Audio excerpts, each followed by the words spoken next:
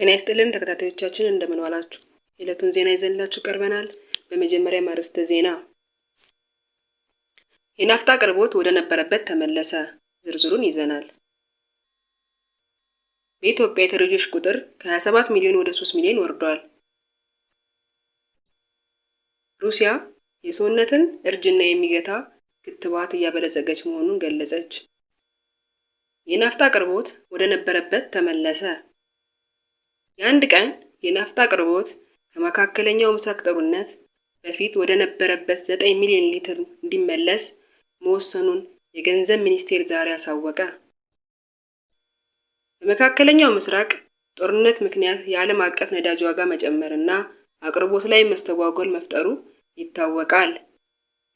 ይህን ተከትሎም በኢትዮጵያ የአንድ ቀን የናፍጣ አቅርቦት ወደ 4.5 ሚሊዮን ሊትር ወርዶ እንደነበር የገንዘብ ሚኒስትሩ አህመድ ሸዴ ገልጿል።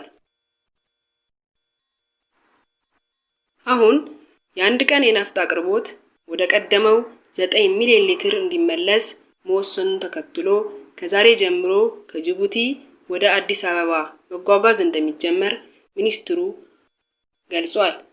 ወደ ክልሎች ደግሞ ከነገ ጀምሮ መጓጓዝ ይጀምራል ብለዋል። እስካሁን የቤንዚንና የአውሮፕላን ነዳጅ ሙሉ በሙሉ ቀድሞ በነበረው መጠን እየቀረበ መሆኑን አመልክቷል። በኢትዮጵያ የተረጂዎች ቁጥር ከ27 ሚሊዮን ወደ 3 ሚሊዮን ወርዷል።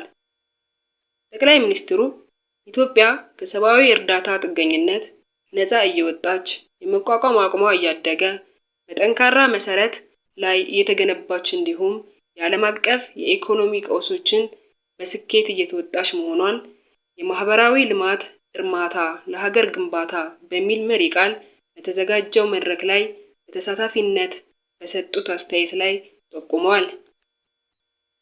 ሩሲያ የሰውነትን እርጅና የሚገታ ክትባት እያበለጸገች መሆኑን ገለጸች። የሩሲያ ባለስልጣናት የሰውነትን የእርጅና ሂደት ለማዘግየት የሚያስችልና የእርጅና መከላከያ ክትባት አንቲ-አንጂን ቫካንሲ የህክምና ዘዴ በማበልጸግ ላይ መሆናቸውን አስታወቁ። ከመንግስት ጋር ተባብረው የሚሰሩ ሳይንቲስቶች እንደገለጹት ይህን የሙከራ ደረጃ ላይ የሚገኝ ህክምና ሬጅ ተብሎ ከሚጠራው ከሌሎች እርጅና ጋር ቀጥተኛ ግንኙነት ካለው ተቀባይ ዘረመል ሪሴፕተር ጂን ጋር የሚቃረን የጂን ህክምና ወይም ጂን ቴራፒ ነው። በአሁኑ ወቅት የምርመራ ስራውን በመከናወን ላይ የሚገኝ ሲሆን መድኃኒቱ ለህዝብ ጥቅም እንዲውል እስካሁን ፍቃድ አላገኘም። የዚህ ፕሮጀክት ዋነኛ ግብ የሰዎችን ጤና የህይወት ዘመን ማራዘም ሲሆን እንደ ባለስልጣናቱ ገለጻ ከሆነ የህክምና ውጤት ከ2028 እስከ 2030 ባሉት ዓመታት ውስጥ ተጠቃሚዎች ሊቀርብ ይችላል ተብሎ ይጠበቃል። ሳውዲ አረቢያ ውስጥ የሞት ቅጣት የሚጠባበቁ 65 ኢትዮጵያውያን አሉ ተባለ። 3 ኢትዮጵያውያን ባለማወቅ ጫት ከየመን ወደ ሳውዲ ሲያስገቡ ተይዘው ሞት ተፈርዶባቸዋል። ሳውዲ አረቢያ ውስጥ ቢያንስ 65 ኢትዮጵያውያን ከአደንዛዥ ዕፅ ጋር በተገናኘ ወንጀል የሞት ቅጣት እንደሚያሰጋቸው ዓለም አቀፍ የሰብአዊ መብቶች ተቆርቋሪ ተቋም ሂዩማን ራይትስ ዎች አሳወቀ። የሳውዲ ባለስልጣናት እስከ ባለፈው ማክሰኞ ሚያዝያ 13 ቀን 2018 ዓ.ም ድረስ ሌሎች 3 ሰዎች በስቅላት መቀጣታቸውን ዛሬ የወጣው ተቋም መግለጫ ያመለክታል።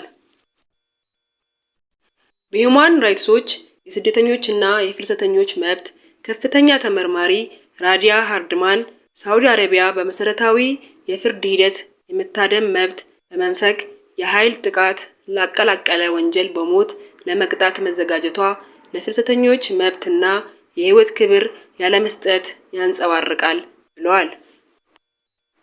ባለሙያዋ የሳውዲ አረቢያ ሀገሮች ጊዜው ከማለፉ በፊት በአፋጣኝ ጣልቃ እንዲገቡ ጠይቀዋል። ሂዩማን ራይትስ ዎች ሳውዲ አረቢያ አሲድ ግዛት በሚገኘው ካሚስ ሙሻይት እስር ቤት ስለሚገኙት 3 ታሳሪዎች መረጃ ያላቸው 3 ሰዎችን ስለ ጉዳይ መጠየቁ አመልክቷል። 3ቱም እስረኞች በቅርቡ ሰሜን ኢትዮጵያ ትግራይ ክልል ጦርነት በነበረበት ወቅት የተሰደዱ መሆናቸውን ገልጿል። የሰብአዊ መብት ይዞታ አደገኛ በነበረበት በዚያ ወቅት በአስቸጋሪው የስደት መስመር በየመን በኩል ወደ ሳውዲ የገቡ መሆናቸውን አመልክቷል። ኢትዮጵያኑ ገንዘብ ለማግኘትም ከየመን ወደ ሳውዲ ጫት መውሰዳቸውንም ከመረጃው ሰጪዎች ተረድቷል።